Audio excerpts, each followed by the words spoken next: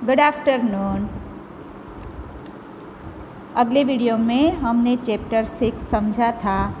आज हम चैप्टर 6 है उनकी एक्सरसाइज शब्दार्थ करेंगे। तो आज के हमारे वीडियो में सबसे पहले होंगे शब्दार्थ। पहला शब्द है इरादा, तो उनका अर्थ है विचार या तो संकल्प। उनके बाद है लिफाफा, तो उनका अर्थ है कागज़ की वह चौकोर थैली जिसके भीतर चिट्ठियाँ या कागज़ पत्र रखकर भेजा जाता है, उसे लिफाफा कहते हैं। जो चारों ओर से बंद होता है ना, कवर जिनको हम कहते हैं, उसको हिंदी में लिफाफा कहते हैं। आगे है ढेरों, यानी बहुत या तो ज़्यादा या अधिक। लेस, तो वो सुसज्जित। उनके बाद है अनुसंधान, यानी आविष्कार, खोज या तो संशोधन। उनके बाद है उपाधि, तो उनका अर्थ होता है प्रतिष्ठा सूचक पद या तो खिताब। अब आगे है अभ्यास। इनके 2 क्वेश्चन है, इनके आंसर नीचे है। पहला जो क्वेश्चन है, विक्रम साराभाई ने अपने नाम खुद क्यों चिट्ठियाँ लिखी होगी? तो ये शिक्षक और विद्यार्थी के बीच चर्चा है। शिक्षक विद्यार्थी से पूछते हैं कि तुम कैसे कह सकते हैं कि व्यक्ति में बड़े बनने की इच्छा बचपन से ही होती है? तुम कैसे कह सकते हो ये? तो विद्यार्थी कहते हैं, गुरुजी कहते हैं कि बच्चों के लक्षण पालने से ही दिखाई देते हैं। विक्रम साराभाई के ही लिए उनमें प्रसिद्ध होने की इच्छा बचपन से ही जाग उठी थी। वह कैसे? तो विद्यार्थी कहता है, 5-6 वर्ष की उम्र में उन्होंने देखा कि उनके पिता के नाम रोज़ बहुत सारे पत्र आते हैं। उन्होंने सोचा कितना अच्छा हो अगर मेरे नाम भी अनेक पत्र आए। तो उनके बाद शिक्षक उनको दूसरा प्रश्न करते हैं, परंतु उनके नाम पत्र आते कैसे? तो विद्यार्थी कहते हैं, यही तो बात थी। बालक विक्रम को भी पता था कि उनके नाम पत्र आने वाले नहीं हैं। तब उन्होंने खुद ही पिताजी के नाम आए कई लिफाफों पर अपना नाम लिखा और वे लिफाफे डाकघर में डाल आए। इस तरह उनके नाम पर भी अनेक चिट्ठियाँ आने लगी। शिक्षक ने कहा, सचमुच यह घटना भविष्य में उनके महान व्यक्ति बनने की सूचक थी। अब आगे है question number 2। Vikram Sarabhai cycle पर विभिन्न कलाबाजियाँ करते थे। इस तरह आपको क्या करना पसंद है? मुझे छोटी छोटी कविताएं बनाकर उन्हें गाना पसंद है। चुनाव के समय अपनी मनपसंद पार्टी के पक्ष में ट्रक पर सवार होकर प्रचार करना मुझे अच्छा लगता है। मैं जोशीले नारे लगाता हूँ। कविता में उस पार्टी की विशेषताएं और उपलब्धियाँ उजागर करता हूँ। मेरे इस शौक के पीछे मेरा कैसा भविष्य छिपा है यह मैं नहीं जानता।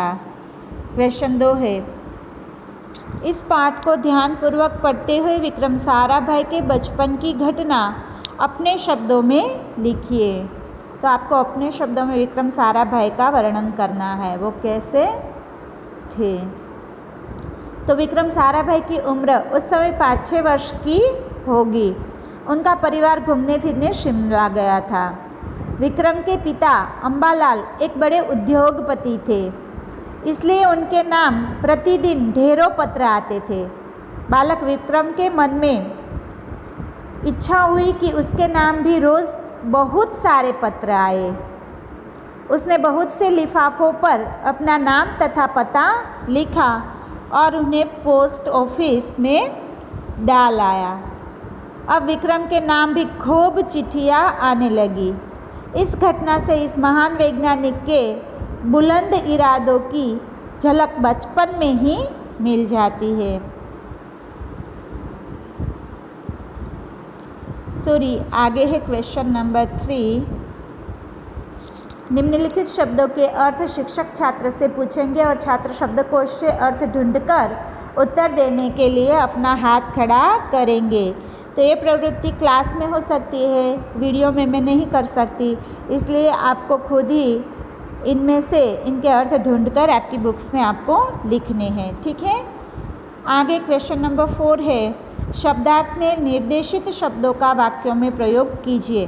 तो ये 4th नंबर ना क्वेश्चन है। इनमें जो शब्दार्थ है इनके अंदर जो शब्द है उनको आपको सेंटेंस में कन्वर्ट करना है, लिखना है। आगे है 5वां प्रश्न, दूरदर्शन टीवी देखना लाभदायी है या हानिकारक, क्यों? कारण सहित तर्क दीजिए। तो इनका आंसर यहाँ है।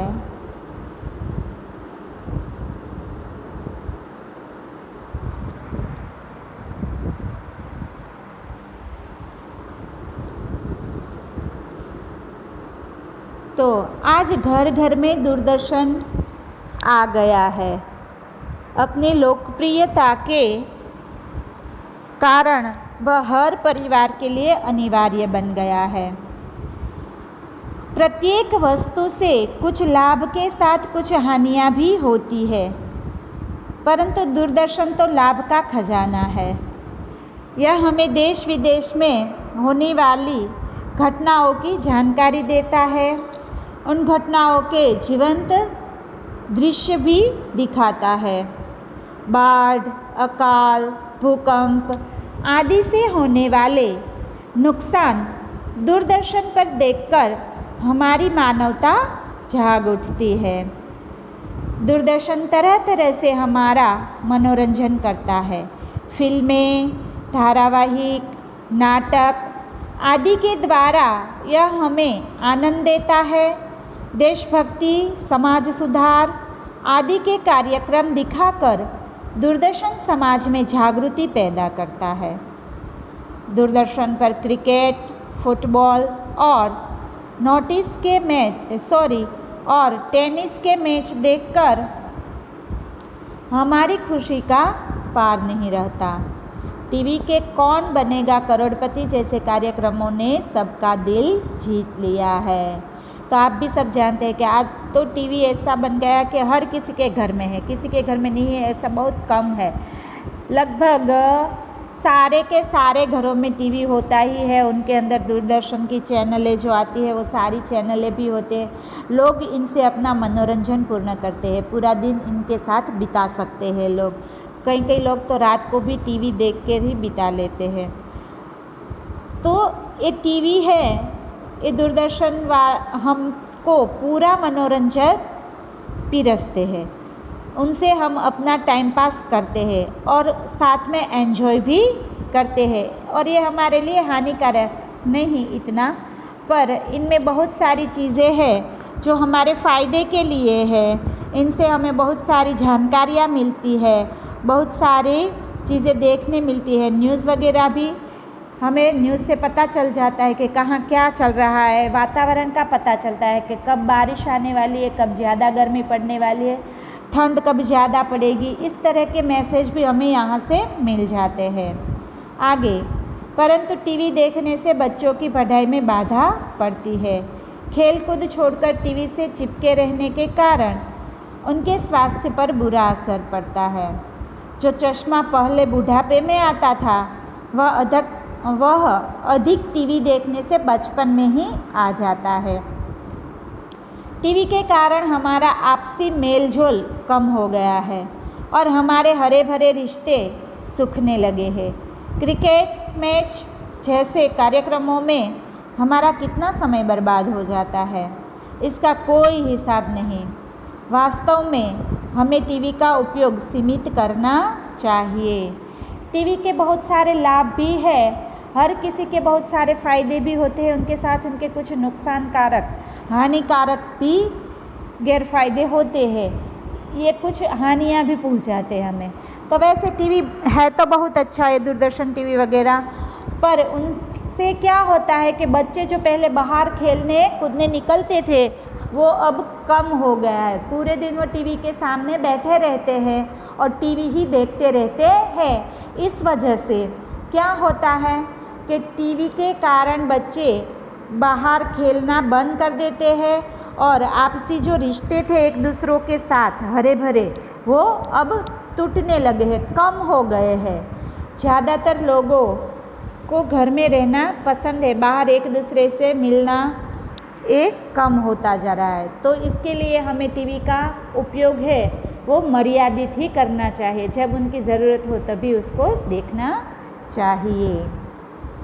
ये था आपका 5वां प्रश्न। अब आगे है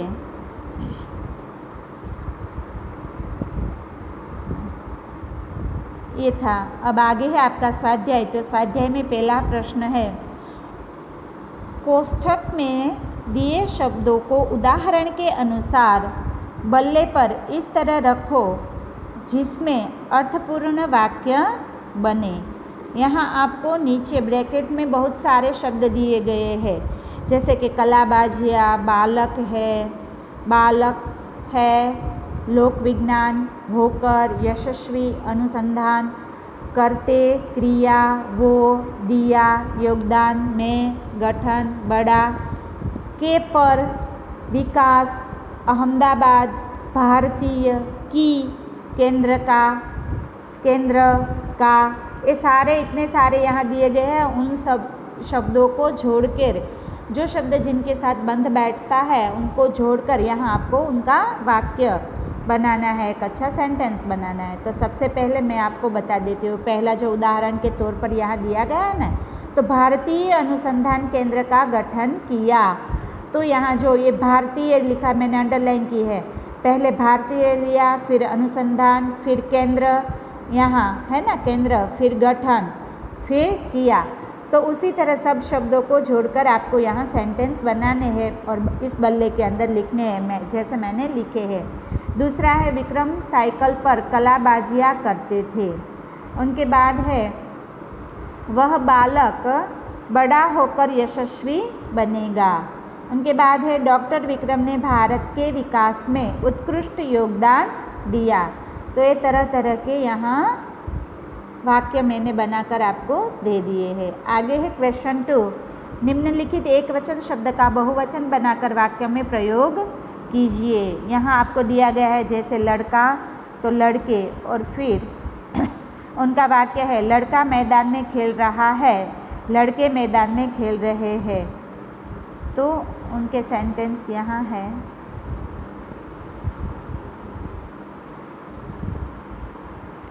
ये देखो बहुवचन बनाकर सीधे उनके सेंटेंस लिखे हैं यहाँ। तो किताब तो किताबें, तो मैंने 2 किताबें खरीदी। फिर है नदी तो नदियाँ, नदियाँ हमें पानी देती है। फिर है नारी तो नारियाँ मधुर गीत गा रही है। उनके बाद है माली, तो माली का माली रहता है, माली पौधों से फूल तोड़ रहा है।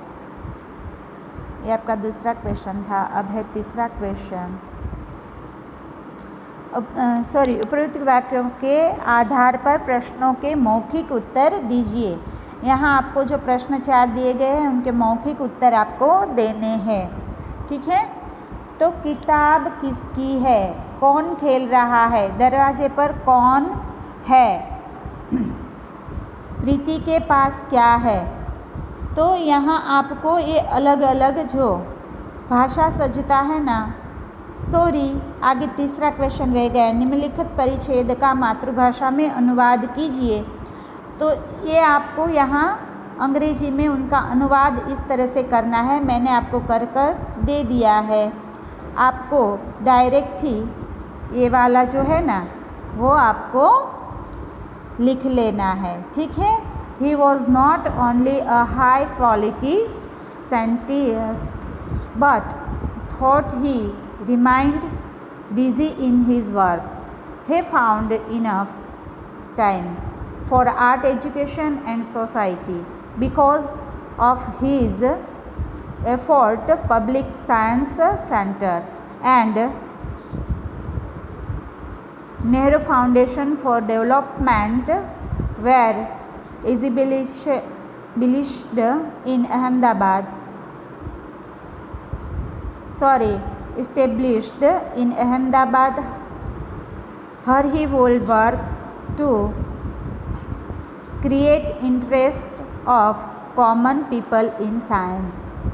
ये आपको थर्ड जो आपका क्वेश्चन है उनके अंदर आपको लिखना है।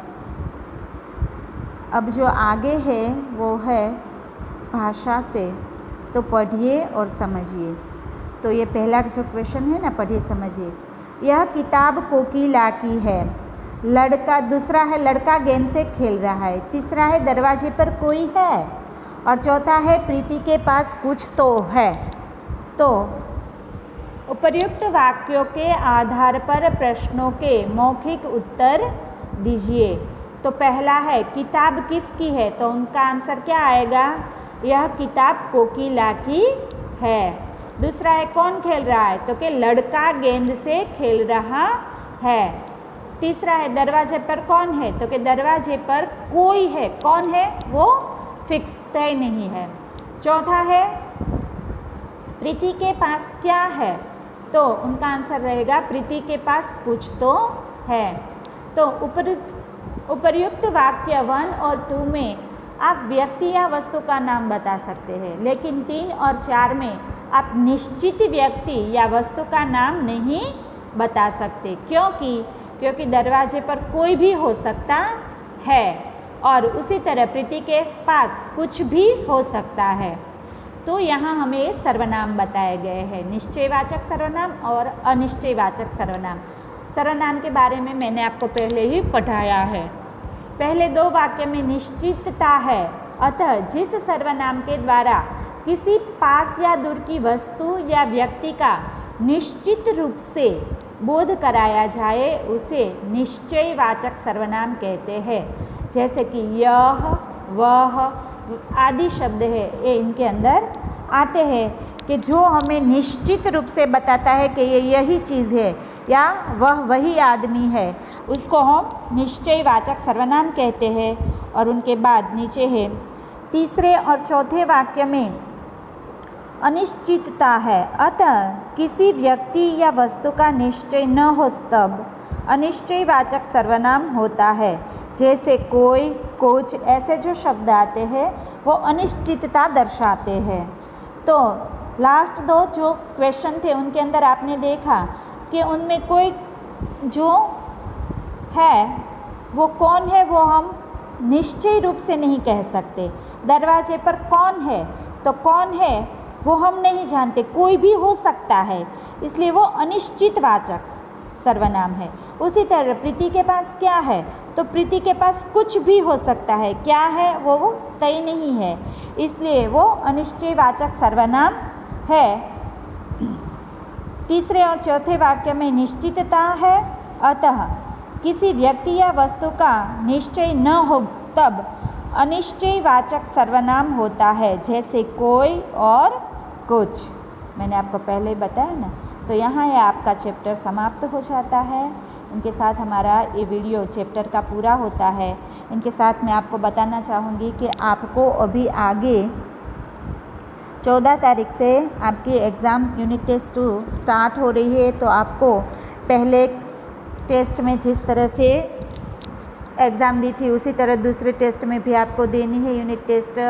दूसरी भी आपकी MCQ क्वेश्चन मार्क के रहेंगे और 25 के रहेंगे। और इनमें सिलेबस रहेगा फर्स्ट चैप्टर से लेकर ये 6 चैप्टर तक रहेगा।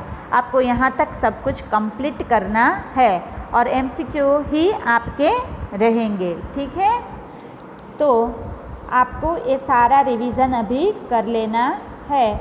रिवीज़न के तौर पर आपको फर्स्ट और सेकंड, थर्ड, फोर्थ, 5 और 6 इन चैप्टर के छोटे जो क्वेश्चन है, 1-2 वाक्य के क्वेश्चन आंसर है, MCQ है।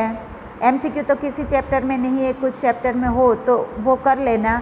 पर आपको पर्यायवाची शब्द, विलोम शब्द, मुहावरे, ये सारी चीज़ें आपको MCQ के लिए पढ़नी है। आपको एग्ज़ाम में इसी तरह से पूछा जा सकता है। पूरा चैप्टर है, आपको एक बार अच्छी तरह से पढ़ लेना है, कहीं से भी आपको क्वेश्चन पूछा जा सकता है। ये आपका रिवीजन इस तरह से करना होगा, ठीक है बच्चों। कुछ नहीं समझ में आता तो आप मुझे पूछ सकते हैं। Okay, thank you student. आज का हमारा वीडियो यहीं तक रहेगा।